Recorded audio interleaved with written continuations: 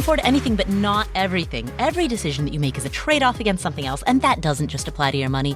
It applies to your time, focus, energy, attention. It applies to anything in your life that's a limited resource.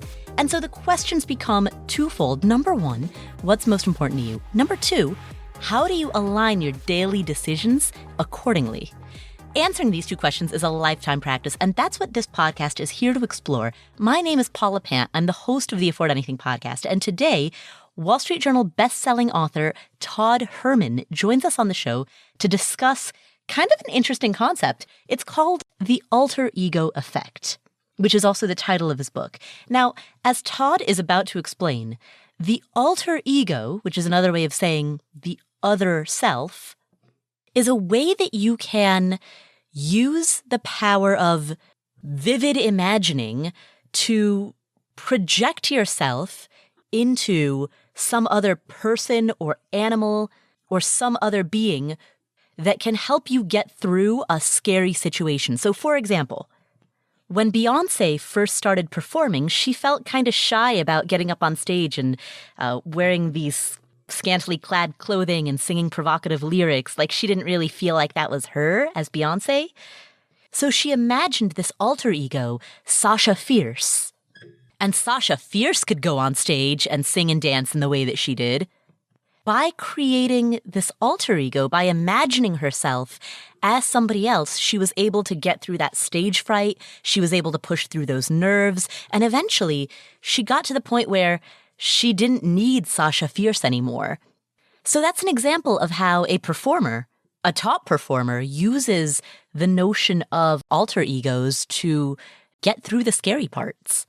And as Todd is about to describe, many people, artists, athletes, business executives, salespeople, many people do this in order to play a better game or make cold calls or go into a tough negotiation or deliver a speech, or do other things that scare them. The alter ego is not about creating a false mask. It's about tapping into the strength that's already inside you. It's a tactic.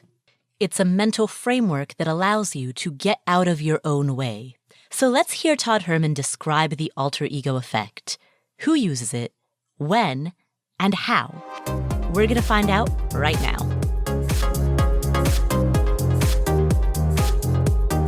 Hi, Todd.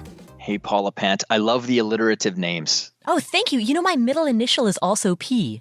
No way. Is it? Don't tell me. I can play a guessing game. Is it Priscilla? It's not. I don't think you're going to guess it. It's not a name that most Americans have heard. Well, then fire away. Pragya. Pragya. Yes, Pragya. Wow. Brief story, I'll make this quick. When I was born, Pragya was the name that's on my birth certificate. Mm-hmm. I was born in Kathmandu, Nepal. When I came to the U.S., my parents realized I was going to need an American name. And since I didn't have a middle name, they added Paula to the beginning of my name so that my Pragya then slid into the default middle name position. Oh, wow. But what's funny about it is that Pragya is the Nepalese word for wisdom, and Paula takes its roots in Latin for small or very little. Very little wisdom. Oh, my gosh. That is a stand-up routine right there if I've ever heard one. Oh, that's great. I thought you were going to say something like Paula is the root word for finance. And so it's just odd that, so financial wisdom, that would be amazing. But I love that. Very little wisdom. Exactly. Yeah. I started off with wisdom and then later I just negated it. Yeah. As typically we all do. And we can maybe actually talk about that today with the interview. So absolutely. So you have talked about the alter ego effect, the idea of embracing somebody else. Mm-hmm. What would cool do? What would Pragya do? Yeah. Tell us about this concept.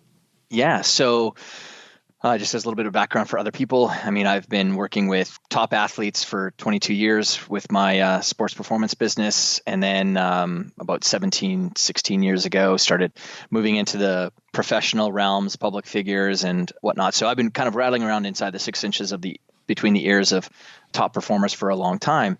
And as my skill set and as my practice developed, there was this common golden thread that was being weaved between the people who were performing at a consistently high level.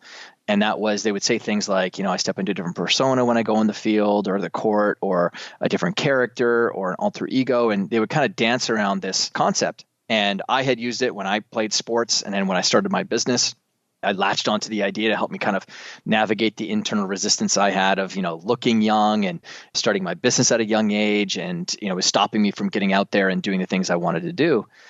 And really, the concept of an alter ego is something that every single human being on the planet has 100% used at some point in time in their life. Why? Because it's baked into the human psyche. I mean, when we were young, we played with the idea of being, a cowboy or an astronaut or a nurse or a teacher or our favorite superhero as we jumped off of the couch and landed somewhere. I mean, my children were just playing with that last night as they wore their little capes around the house. Or we would step into pretending to be our favorite basketball player when we were in the front yard, or our hockey player or football player. What it does is it actually just allows us to suspend the disbelief of what we think we can do, and we step into the idea of someone and something else that we know that they can already do it. And that idea of knowing it's possible helps us kind of move around more gracefully this resistance that often stops many people. So it's built into us, and what it's doing is it's tapping into really and truly the one superpower that human beings have, which is our creative imagination, which, getting back to our earlier kind of commentary around wisdom, is we have this inner wisdom that we're born with. We tap into it all the time, every day, and then we hear things like, oh, we need to grow up, and you need to act your age and stop being so childish. And what we do as kids is we start to create a narrative that, doing those things is being a child, and an adult does things more different. They're more serious and they take things more seriously. So we need to stop doing that. And we start walking away from this really great gift that we have, our creative imagination. And we stop utilizing it. And what I found, though, was the top performers, they didn't. They were using it sometimes naturally. Sometimes they were using it very intentionally. And it was a way of creating great context in life, that this field of play is demanding these skills and these abilities from me. So I'm going to custom create a self that goes out, custom built to win. And what it is now doing is it's tapping into a brand new field of psychology that has emerged, which is the multiple self theory, which for the longest time, the psychology world had kind of taken out the idea to the world that the people who had the healthiest states of mental health were people who saw themselves with one single identity, one single self. From a practitioner standpoint, me, who's working with a lot of people one-on-one, now I have like large group programs and stuff, but for the longest time, I cut my teeth working with people one-on-one, 16,000 plus hours actually. That wasn't the case for me. I was like, well, the people who are actually winning out there see themselves as having many selves.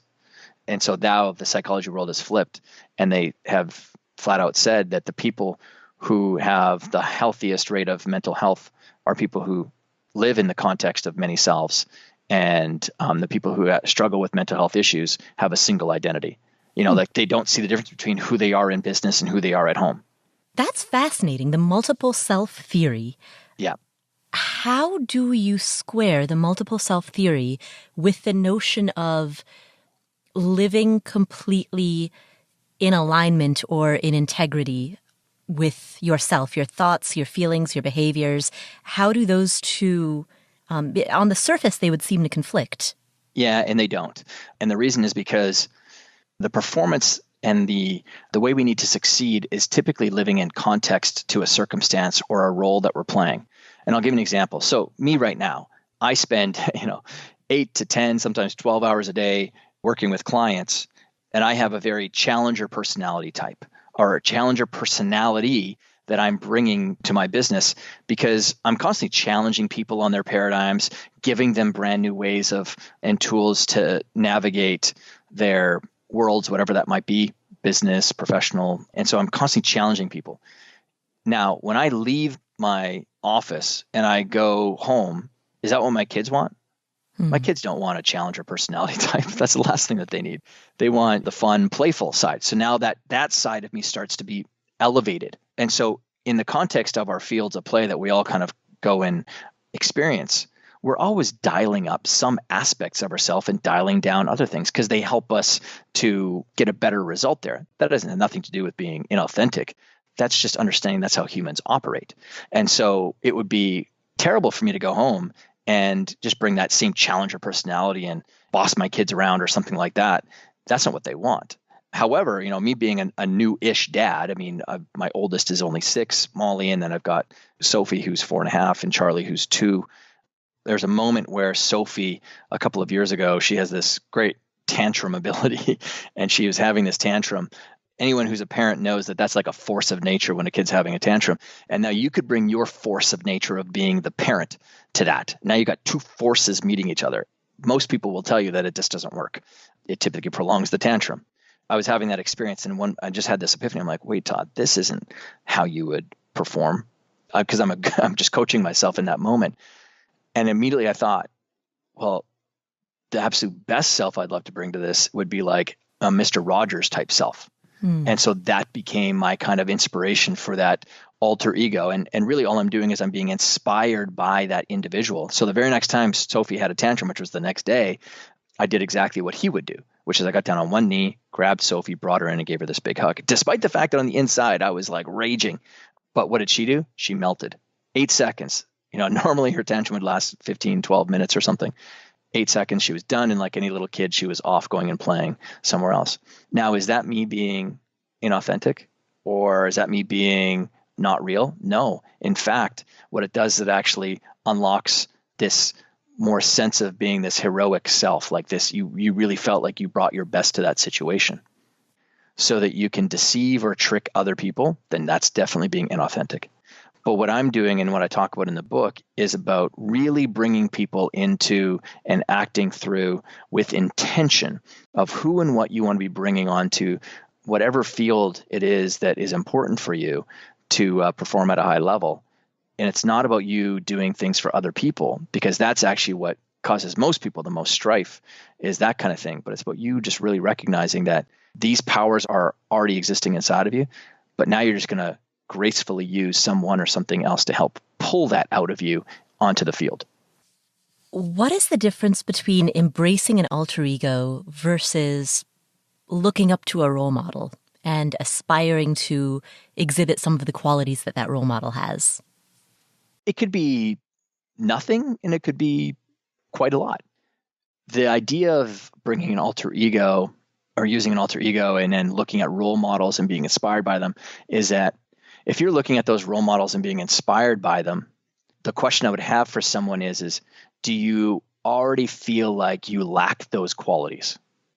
And if that's the case, then oftentimes it creates a separation and a gap of here's me over here and here's these other people over here, and I'm very different than them.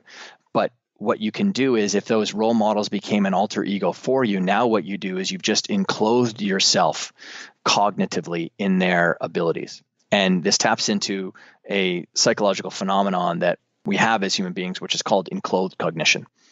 There was a study that was done at the Kellogg School of Management. What they did was, have you ever seen those word puzzles where they have a word of a color? Oh, but the word is a different color? Yes. Yeah. Yes. Yeah. And so what they did was they had this big wall map, and it had a bunch of different words on it, all with the word of a color. So yellow, but it's colored in green, and they had it all over. And so they brought in a bunch of students individually, and you had to go through this entire grid map and say the word that's spelled out. And it's quite difficult because your brain processes color before it actually does the letters itself. So anyways, they time them, they track all their mistakes and how focused they were. And then each individual leaves the room and they have all the data, bring in another group. And this time, the second group, they hand them a white coat to put on and they tell them it's a painter's coat. And then they do the exact same test and then track the information. They leave and then they bring in a third group and they hand them the exact same white coat. But this time they tell them it's a lab coat or a doctor's coat. And they do the test. Well, the interesting thing with the data was that the people who wore the lab coat or doctor's coat made less than half the mistakes, and they completed the task in less than half the time. Why is that?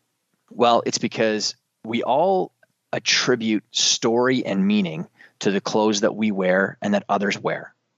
And when you put on an article of clothing, you end up enclothing yourself in the cognitive state or abilities of whatever you've just attached that to. So if you put on a policeman's uniform, you would start to most likely act through whatever beliefs and narrative you have about what it means to be a police officer. So you might be more disciplined, you might stand more upright, you might have your head up.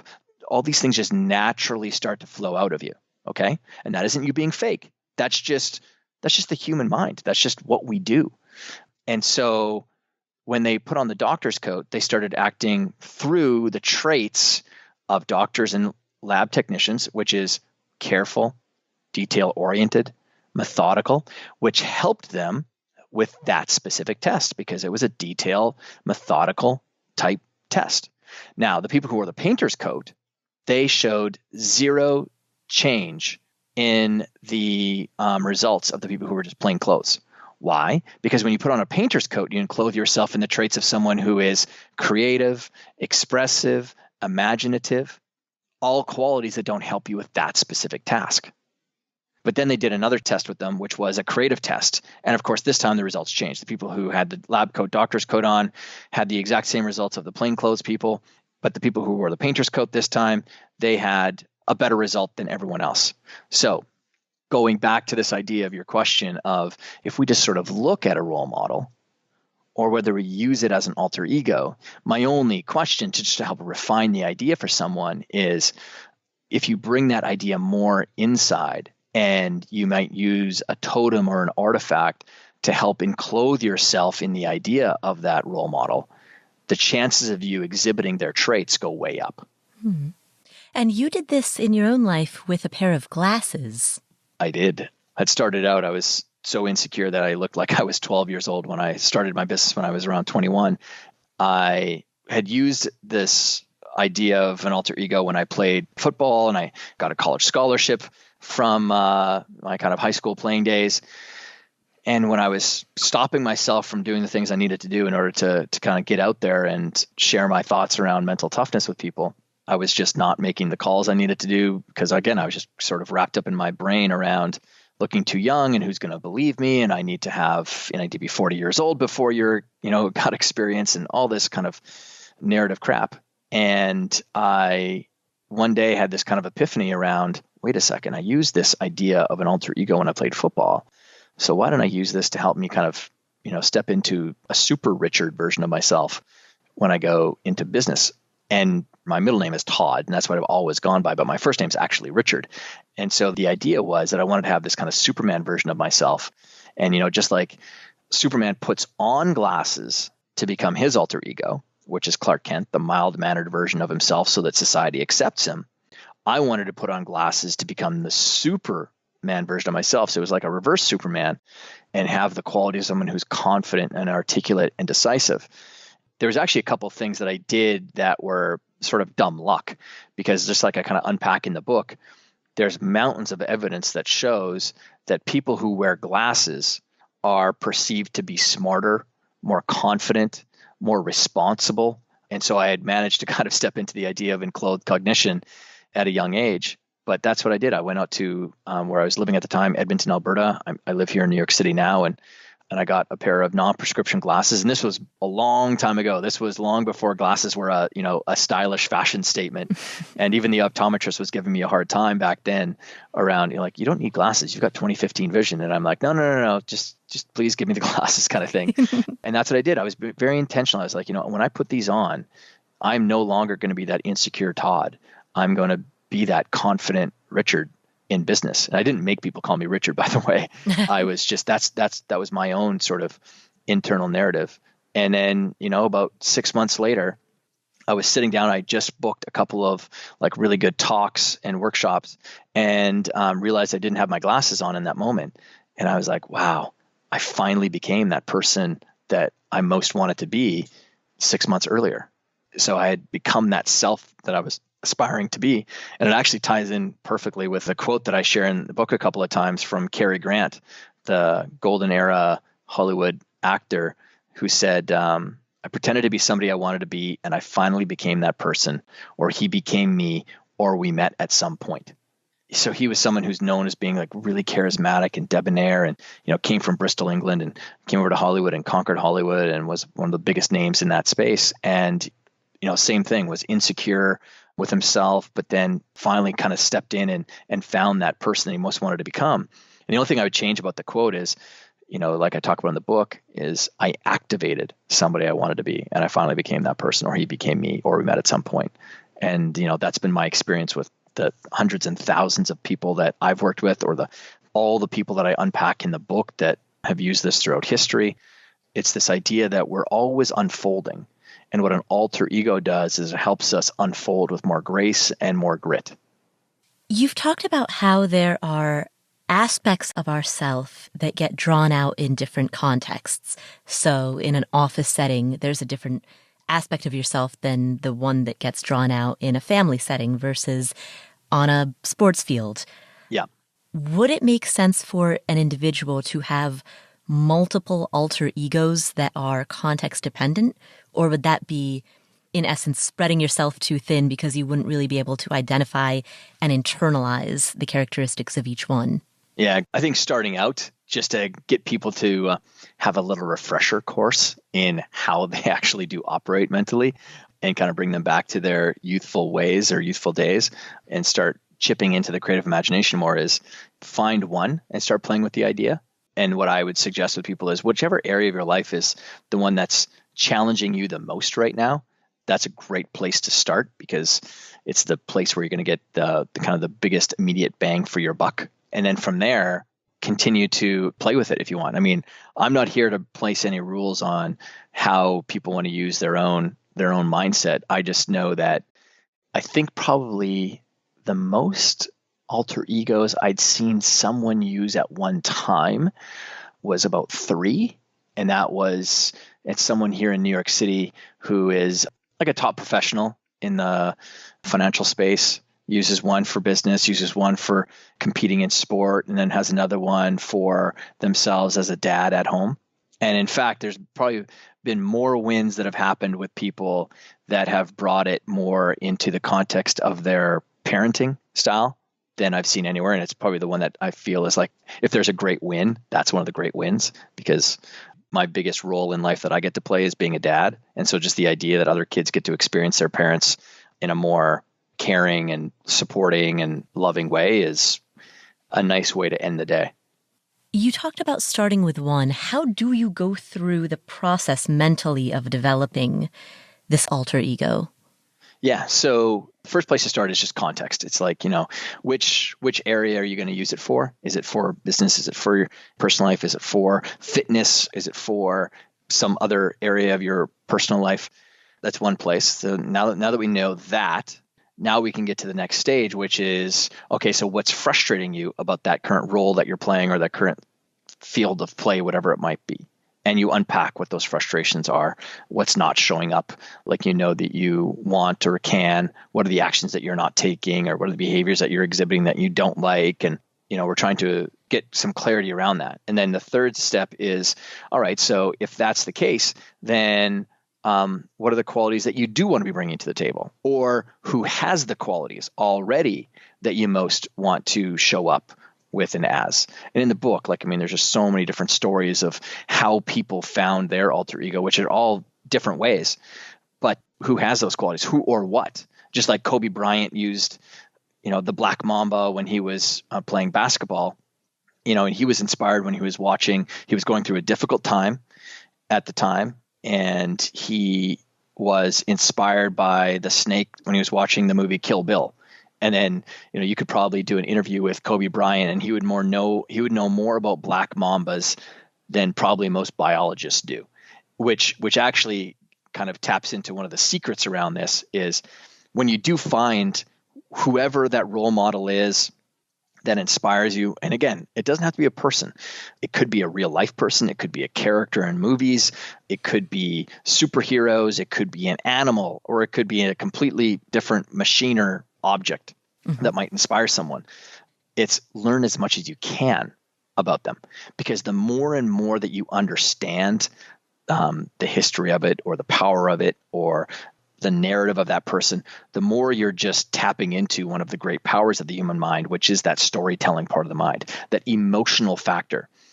There are so many people who have these ideas and their thoughts in their head of what they want to do, but then what ends up happening in their day with the actions they take, there's a big discrepancy. Sometimes they don't raise their hand. Sometimes they don't speak up. Sometimes they don't ask for the sale. Sometimes they don't make the investment or buy the second investment property, whatever it might be for the people that are listening. And that doesn't feel good. And so the bridge that connects thought and action for human beings is our emotion.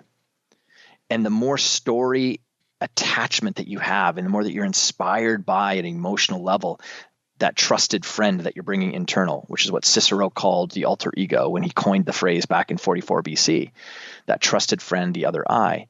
Now you brought that ally internal. The more and more you're connected to it, the chances of you acting through it are just that much higher.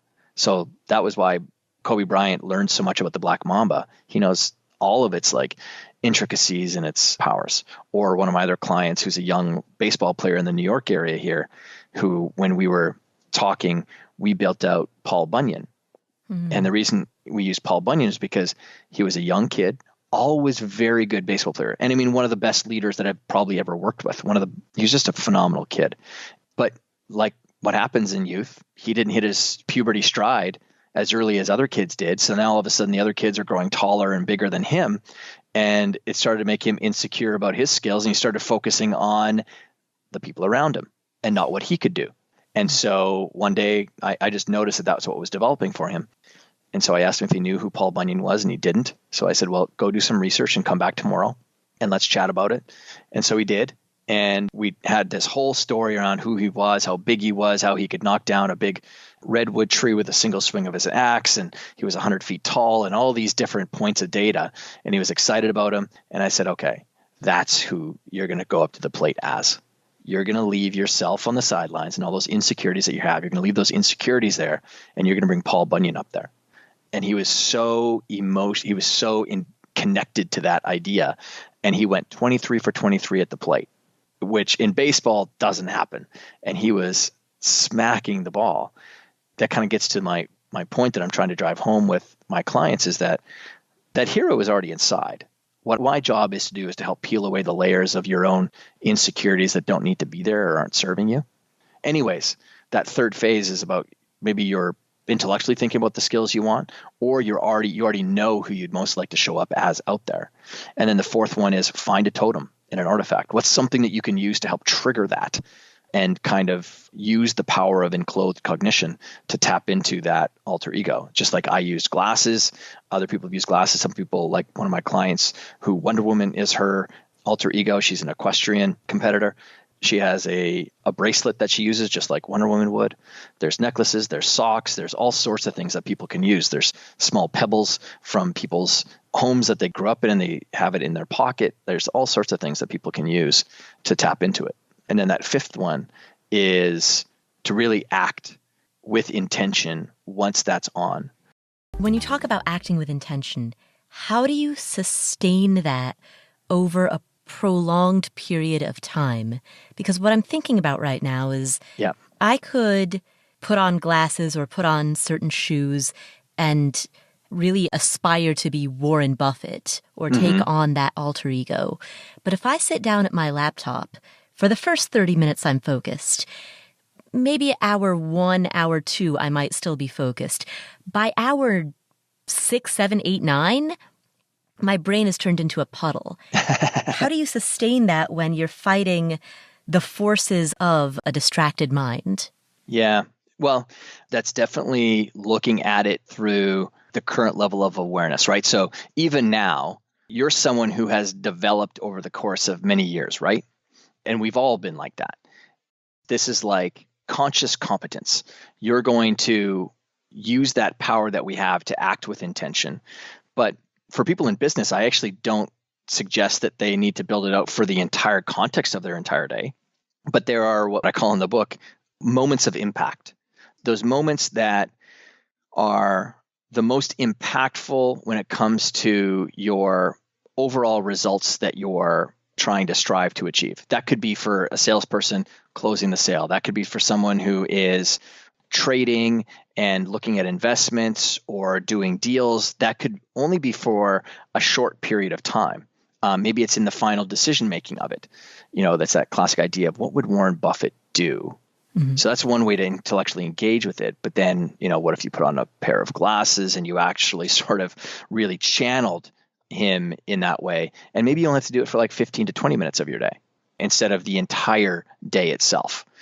I work with a lot of finance people here in New York, and I was out for dinner with a gentleman, and he asked the exact same thing. He's like, I see the power of it, but won't I just get like exhausted of having to engage them? And I said, most likely, yeah, because, an athlete isn't competing for 8-9 hours when they're out there. It's short bursts or it's not that long. But yeah, it's about finding what are those moments that are really important for you where you don't feel like you're getting that kind of best self. And when you really think about it, most of the times where people are unhappy with their level of performance, it's typically in context of a pressure-packed situation or dealing with other people. It's human nature. It's the most difficult parts of living is typically dealing with other human beings. And so Warren Buffett has this, fantastic ability to poke fun of himself, doesn't take himself too seriously, right? What he does take seriously is his diligence and the discipline that he has, and which are all, phenomenal qualities. Mm-hmm. If you can do something for 10 minutes, then you can do it for 15. And if you can do something for 15 minutes, you can do it for 20. And what you're talking about is to willpower something throughout the day definitely is going to leave your brain in a, puddle of mush at the end of it. But you'll be surprised at the horsepower that you get when you're sort of navigating through the creative imagination more so through this, force of just willpower alone. Can your alter ego be a concept? So we've talked about embracing an alter ego that is a person whom you admire or an animal or even a machine or an object. But could it be an idea? Could it be like what would cool do? Yeah. Yeah, so what you're kind of talking about is almost like creating your own composite idea of it. And that's like, Paul, you're already going to the advanced strategy already. That's the second book. No. In fact, one of them that sort of operates that way is like Oprah Winfrey. Oprah Winfrey's sort of use of the alter ego effect is she sort of operates through this poem from Maya Angelou where Oprah talks about how when she stands on stage or steps in front of a camera, she says she's standing in front of a tribe of many. What she means is all of the amazing female or African-American leaders that came before her walk behind her now, and she gathers strength from all of them. And so to kind of tie into that idea that you just talked about. So what she's kind of tapping into is just this idea of strength through power of many. And so yours, that idea of cool is you want to be able to conceptualize it as well. Like, what does that cool mean to you? What is that representing? What is that allowing you to do in that moment as well?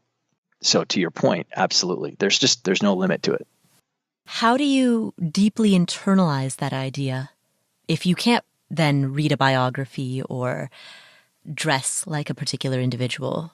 Yeah. In the book, I kind of talk about this one exercise of just, and so like, why? Well, I mean, we can even play with that now. So you brought up cool. Mm-hmm. So why that particular word for you? I mean it largely as a synonym for staying calm, but the word calm to me denotes maybe a little bit of meekness. Okay. Yeah. Why do you really want to be stepping into something that you're feeling really cool in that situation? I sometimes get triggered quite quickly or quite easily, particularly by incendiary comments as a blogger or as somebody who's on social media. People often leave incendiary remarks, many of which are quite personal. Yeah. So I need to embrace that cool in order to not take the bait. Yeah.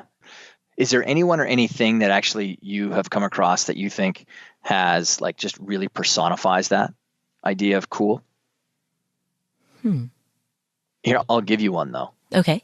And this is actually one that you can actually probably Google and find out more afterwards as well. But do you know the comedian Sarah Silverman?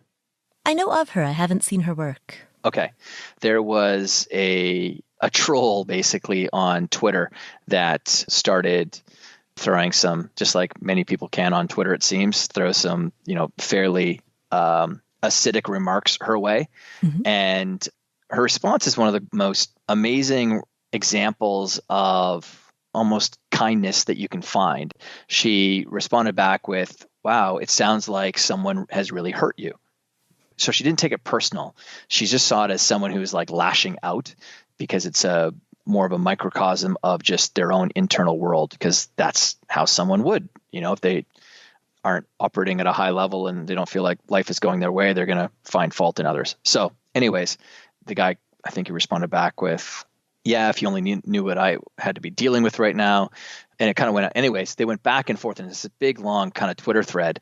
In the end, people started jumping in and volunteering and got him medical treatment and volunteered a bunch of stuff. And it was this like amazing experience. So anyway, when I think of someone who is cool in the context of a lot of barbs being thrown their way, I think of that example as like one of the first examples of someone who I was like, wow, that's someone who's operating from a place of emotional authority that is inspiring.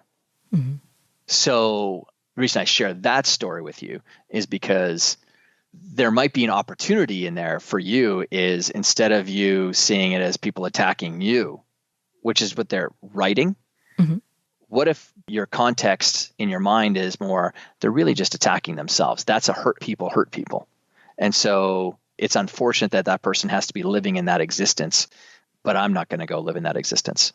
Because just because people want to throw a bunch of barbs my way, and it's extremely natural. Like, I mean, if I went to Amazon.com and I read some 1-star review where people were calling me out because I made a couple of grammatical errors, when there's 49 other comments around people saying how much they love the book, we just do that. We as human beings, we find that one outlier negative thing and we can latch onto it. That's the default state. Mm-hmm. And so what we're trying to develop is a higher level of emotional authority where we don't get triggered by those things as much. So I would go find that Twitter back and forth just to kind of be inspired by it, but to start continuously dig deeper around. So what does coolness, how would you respond? Like, you got to know how you're going to respond then in that moment when someone throws some incendiary comment your way. In this example, would I take on the Sarah Silverman alter ego, or would I still embrace an alter ego of the concept of cool that is a composite of these examples, like the Sarah Silverman example? Well, I mean, the easiest thing to do in the beginning is to say, well, what would Sarah Silverman do in that situation? Because it's just a great anchor in the mind. It brings you back to that kind of wisdom that you might have, in my case, what I gleaned from Sarah. But she doesn't quite match up with the alter ego of what I have in mind, because I still view her way more as a comedian than I do as like some sort of like shamanic, leader on the pathway to calmness and coolness. Right. So context in my mind is I want to leave her in the bucket of a comedian that I love. But so it's either or. It's that sitting in that kind of space of coolness, or it's maybe, just continuing to play with it. And again, it's a great question, because rarely do people actually find their alter ego the very first time. Mm-hmm. It's just, you're just playing with the idea. And so, maybe the first one gets you a little bit way down the pathway, but then all of a sudden you're like, oh, actually it's this. And I'll give you a good example. So, just because of the business that I run, there's times where I have to do marketing. I have to create some sort of messaging for things with my team. Anytime your face and name is on the cover of something, it's, for some people, not the easiest thing for them to write. Like, if you ask anyone who's ever had to write a resume or an about page, it's probably the thing that took them the longest to ever do in their entire life. Mm-hmm. For me, to have fun with it, though, is I have a complete replica of the Darth Vader helmet that I will occasionally just put on. And if I'm going to write something, I'll throw on the Darth Vader helmet. Luckily, I'm in an environment where I can sit solo and do that. But man, does it ever make it a lot easier to write some marketing message? Because Darth Vader sure as heck doesn't care about what anyone is ever going to be writing about him. Or it's that idea that I'm just stepping into just like taking that lightsaber out and just cutting through that project that I need to cut through. What is the difference between an alter ego versus the notion of fake it till you make it? Well, I mean, fake it till you make it first is, it's a terrible message, right? It's just, it's something that doesn't induce a lot of people to be inspired to go and do it. And it's also very much, for most people, an outside in approach. It's like we're going to fake it on the outside until we feel it on the inside. Whereas, what we talk about in the book and, just the examples that I give, whether it's, Martin Luther King or Beyonce using Sasha Fierce or Winston Churchill or any other clients that might be in there too, is that it's about acting with intention around who and what you want to be bringing to that field of play so that you can get the best results for yourself. Not in a selfish way, but because of the way that you're possibly currently showing up or currently challenged by. It's you're too wrapped up in what other people are, going to be thinking about you, which is an outside in approach. That's that kind of fake it till you make it. But it's really just, it's about honoring the idea that the power sits with you. Like, you do hold the cards with how you want to show up. And alter ego is tapping into the creative forces that you've already got inside of you that can actually unleash the qualities that you most want to have out there. So it's about the intention of it all. Faking it till you making is typically about deceiving, tricking other people. This is not about deceiving and tricking other people. It's about trying to take the other people out of the equation entirely. And internalizing something, becoming it, so that then your actions reflect what you feel. Exactly. Do alter egos change over time? And if so, does that or should that happen consciously, or is it okay to allow them to morph? Oh, yeah. I mean, it's all of that. Sometimes you become so natural at it that you've become that person that you wanted to be. And then Todd has become that super Richard. And I don't refer to myself as super Richard anymore. Just like when Beyonce retired Sasha Fierce back in 2008 or 2010, I think it was, with her album. She used that alter ego of Sasha Fierce to help her. She was someone who grew up in a gospel singing family at the church in Houston, Texas, where she grew up, and singing gospel lyrics. And now all of a sudden she's young and in a dance and singing troupe that is dancing a little bit maybe provocatively on stage and singing provocative lyrics. And that was all a challenge to her current identity, the way that she saw herself. That's why she went out and created Sasha Fierce, that kind of entertainer self that could play with the idea more. She ended up becoming the entertainer and developing the skills that she wanted, and she didn't need Sasha Fierce anymore. And of course, the idea of an alter ego can continuously develop, because probably for most of the people that are listening to your podcast, they're most likely achiever types. They're ambitious, right? Mm-hmm. And the nature of that type of individual is you're always pushing yourself. You're always striving to improve yourself. And that means you're putting yourself into new situations that are going to be slightly unnatural for you in the beginning. And so each time that's happening for you, where you're leveling up maybe another level in your career or your profession or your vocation, you might adopt a new alter ego that's custom built for that new role that you've got. What are the biggest things that people get wrong when they try to take on alter egos, or when they try to internalize a persona that can help them? First one is they try to do it across way too many fields. They don't try to have it live in context to just one place. They're trying to create an alter ego for their entire life, and that's just extremely difficult to do. And it's not that healthy, because what it does is it's breaking one of the fundamental new psychological rules of the many selves. And now you're trying to use an alter ego as a single self and a single identity. And that's quite difficult to do for someone.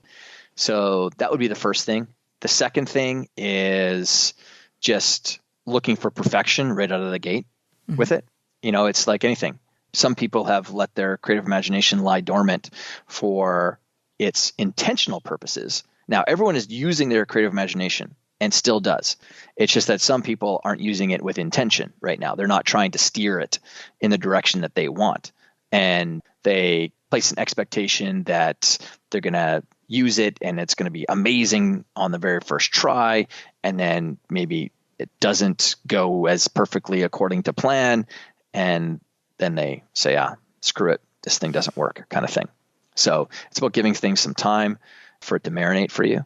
And then if there was a third mistake that people had, it would be that they share it with other people too soon.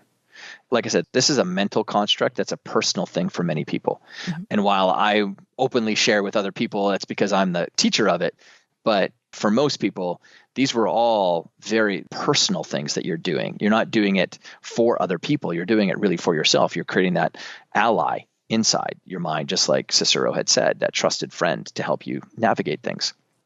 That's why when I was going through the book proposal process here in New York City and meeting with the publishers, we met with 19 publishers who were interested in the book, which is an incredible number of people. And I don't say that in a way of bragging because, like I say, I'm more of a champion for the idea more than I'm not the person who invented the idea. I created a process for it, but it was when people came into the room, they would lean forward and they'd be like, I feel like I've been doing this my entire life. And I'm like, I know you have, because that's the human psyche at work. And so people get so engaged with it. And then when they get in, they're like, wow, there's way more depth to this than I thought. And that's because of me unpacking the psychology of how it works and, the other people in history that have used it. But because I've been doing this for so long and I have had so many conversations with people on the side, whether it's athletes or public figures, where they're like, you know what, I have an alter ego and it's X, Y, and Z. And it's amazing because it's like they're telling someone for the first time, they're letting someone into their world and they get so much joy out of it because they're kind of sharing this kind of internal world. And I love it. But I'd say to people, use it for yourself first, just play with this. And then you can share it with, the people that you trust or whatever going forward. But I tell it with athletes not to share it, especially because, athletes, there's trash talk on the field. You typically don't have trash talk as much in the professional landscape. So it's not as big of a deal. So if a person shares it too soon, could that disrupt the formation or the internalization of the alter ego by essentially giving other people permission to plant doubt? Yeah. Don't forget that one of the most sinister methods for the enemy to try to pull you into the ordinary world is worried about the judgment and the worries and concerns of other people. So if you share that alter ego with other people and you're looking for their approval that you're doing the right thing and they, poo-poo it or something like that, well, now you're going to start going back and ignoring it's just a fundamental truth of what it is to be human, which is this is extremely natural. It's not weird. It's not strange. It's not any of those things.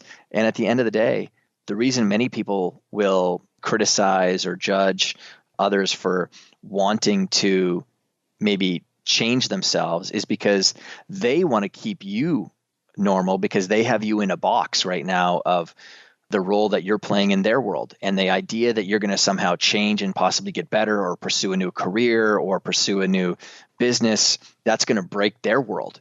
They don't want that because, again, for the most part, most human beings are terrified of change.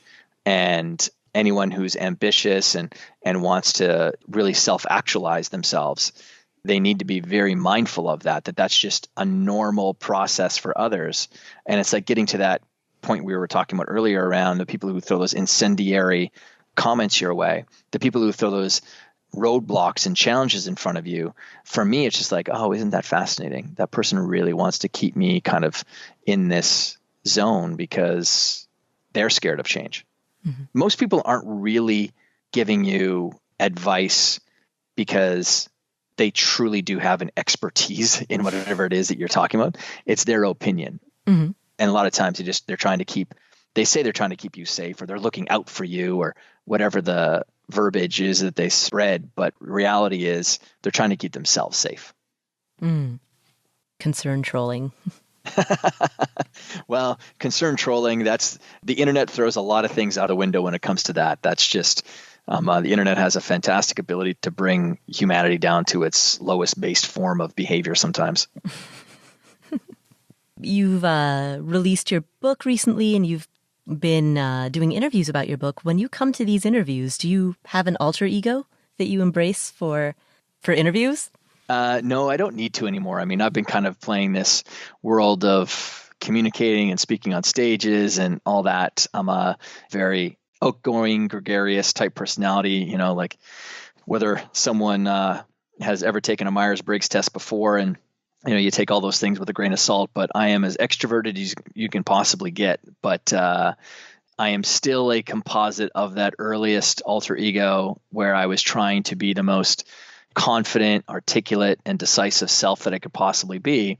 And so in some ways, that old alter ego, which is, truly who I am now, is simply shining forth today.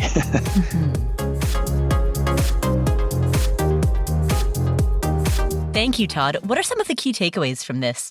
Here are 6. Number 1, embracing an alter ego is natural. It's what we do as children when we wear capes and pretend that we're Superman and leap off the living room couch.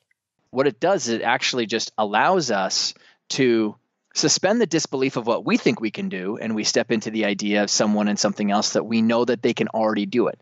And that idea of knowing it's possible helps us kind of move around more gracefully this resistance that often stops many people. So it's built into us, and what it's doing is it's tapping into really and truly the one superpower that human beings have, which is our creative imagination.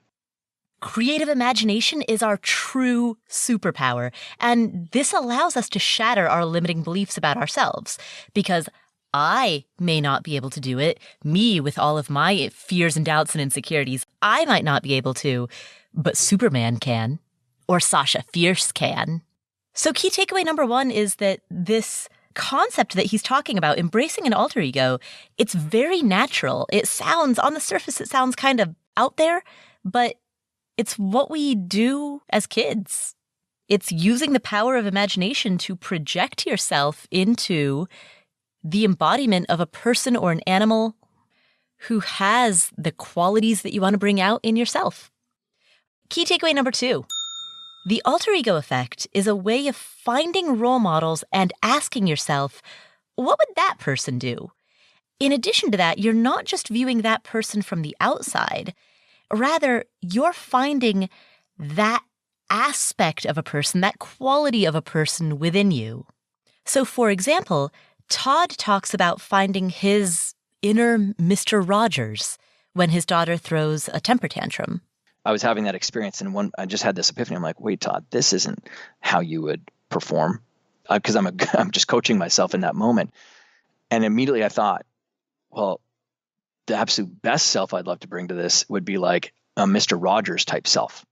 And so that became my kind of inspiration for that alter ego. And really all I'm doing is I'm being inspired by that individual. So the very next time Sophie had a tantrum, which was the next day, I did exactly what he would do, which is I got down on one knee, grabbed Sophie, brought her in, and gave her this big hug. Despite the fact that on the inside I was like raging. But what did she do? She melted. 8 seconds. Normally her tantrum would last 15, 12 minutes or something. 8 seconds, she was done. And like any little kid, she was off going and playing somewhere else. Now, is that me being inauthentic? Or is that me being not real? No. In fact, what it does is it actually unlocks this more sense of being this heroic self, like this. You really felt like you brought your best to that situation. And so the second key takeaway is to find those role models. Find people who exemplify who you want to be in certain situations, in the same way that Todd wanted to be more like Mr. Rogers when he was around his daughter.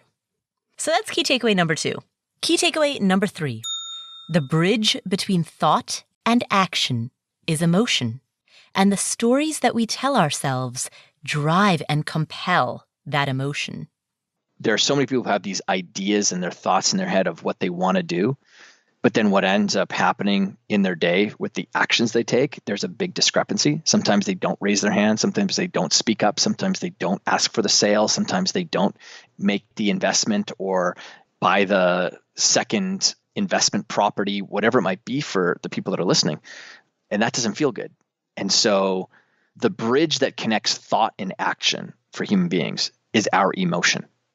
Embracing an alter ego is a way to deeply internalize a story and therefore feel the corresponding emotion around it, given that story is emotion. And when we deeply internalize that story, that's how it affects our actions. In other words, embracing the alter ego effect is essentially a way of connecting with stories at a deeper level. And when we do that and we feel it more, that's naturally going to affect the way that we act. So that's key takeaway number 3. Key takeaway number 4. You've already got what it takes. The tactic of using an alter ego is not about being somebody else. It's about drawing out and amplifying the best parts of you. This is actually the most important key takeaway, so I'm going to say that again. You have already got what it takes to succeed. You've already got it within you. So this tactic, this alter ego thing that we're talking about, this is not about being somebody else. This is about using a tactic that allows you to find what's already inside of you. That hero is already inside. What my job is to do is to help peel away the layers of your own insecurities that don't need to be there or aren't serving you. So that's the fourth and most important takeaway. You've got what it takes. You just need to believe it. And the alter ego tactic might help you do that. Key takeaway number 5. The alter ego is a private matter. It's not something that you announce to others. In fact, the purpose of having one or developing one is to remove the judgments and insecurities that are triggered by others, because other people can't be judging you if you are not you at a particular moment in time. If you are Beyonce and you feel all insecure, but you get up on stage as Sasha Fierce, well, then that brings out a certain confidence, because all of a sudden people aren't judging you, Beyonce, they're judging Sasha Fierce. And she's different. So it's about the intention of it all. Faking it till you making is typically about deceiving, tricking other people. This is not about deceiving and tricking other people. It's about trying to take the other people out of the equation entirely. And so key takeaway number 5 is to keep this effective, don't announce it to the world. If you go into a meeting or you go into a negotiation, if you cold call clients or make speeches on stage, you can do that as Superman or as a jaguar or as whatever inspires you. And it's more effective if you keep that to yourself and you use that in order to basically get your head in the game. Finally, key takeaway number 6. Now, this 6th and final key takeaway does not just apply to the concept of the alter ego. It applies to anyone who wants to pursue financial independence or take a mini retirement or live in an RV or travel around the globe or pursue anything that's unconventional. And here is what the takeaway is. So if you are looking for idea validation from others, you might not get it. And be careful, because doubt is contagious. So if you want to protect an idea, keep it to yourself until both the idea and your own mental toughness are strong enough to be able to withstand the doubt and withstand the storm. The reason many people will criticize or judge others for wanting to maybe change themselves is because they want to keep you normal, because they have you in a box right now of the role that you're playing in their world, and the idea that you're going to somehow change and possibly get better or pursue a new career or pursue a new business, that's going to break their world. They don't want that, because again, for the most part, most human beings are terrified of change. There are many people who will criticize or question ambition and self-actualization and leveling up, particularly if your ambition expresses itself in an unconventional manner. And so many people will present criticisms and roadblocks, and they'll plant the seeds of doubt. And it's perfectly okay to protect yourself and protect your ideas by not sharing the quote-unquote crazy idea that's brewing in your mind. You don't actually have to announce your goals. In fact, sometimes it can be better if you don't. So those are 6 key takeaways from this conversation about the alter ego effect with Todd Herman. A few things before we end today's episode. First of all, 2 weeks ago, we interviewed Jill Schlesinger on this podcast. She wrote a book about the dumb things that smart people do with their money. I invited you to leave feedback on Instagram. I'm on Instagram at Paula Pant. I invited you to leave feedback there about the interview, and we did choose a winner for the book giveaway, and we have contacted that person through Instagram. The comments were so good, so profound, that I wanted to share a couple of things with you. So this one person wrote, "I don't think I can pick just one favorite dumb mistake, so I'm going to list a few. A, I'm a palliative care nurse practitioner, so having the difficult discussion with your loved ones about their end-of-life wishes is extremely important. If your father is on a respirator in the ICU, he won't be able to tell you what he wants. So talk to your loved ones when they're healthy, and you can have a discussion about it. B, don't manipulate your kids with money. They'll resent you for the rest of their lives. Teach and empower your kids to be financially responsible and to start as young as possible. And C, retiring early is not about never working again. It's about working when you want, where you want, and how you want. It truly is a beautiful thing. So that comment came from Good Boy Sawyer, who just discovered the podcast, says this is the first one that they listen to. Amazing. Awesome. Thank you. And I wanted to share that with this whole community because I think this group conversation, the reflection on like, what have we learned? What are we grasping from these interviews is a really beneficial one. So Delightful Diane left a comment saying, I didn't know that it might make sense to continue having disability insurance after reaching FI. That's another takeaway that came from that interview. And another person, Potting with Potter, says, I loved Jill's comment about having to make 2 good decisions when timing the market. I might be lucky enough to hit on 1, but 2? Never. I hadn't thought of it like that before. It's going to change the way I invest. That's awesome. So thank you, Potting with Potter. And I'm glad that is going to change the way that you invest because absolutely, if you try to time the market, you have to be right twice. You have to be right when you sell and when you buy. And the chances of being right twice are far, far slimmer than the chances of taking a lucky guess once. One last comment that I want to share. This one comes from Wild Heather Blooms, who says, I loved how you talked about knowing yourself and crafting a plan to help you manage your emotions.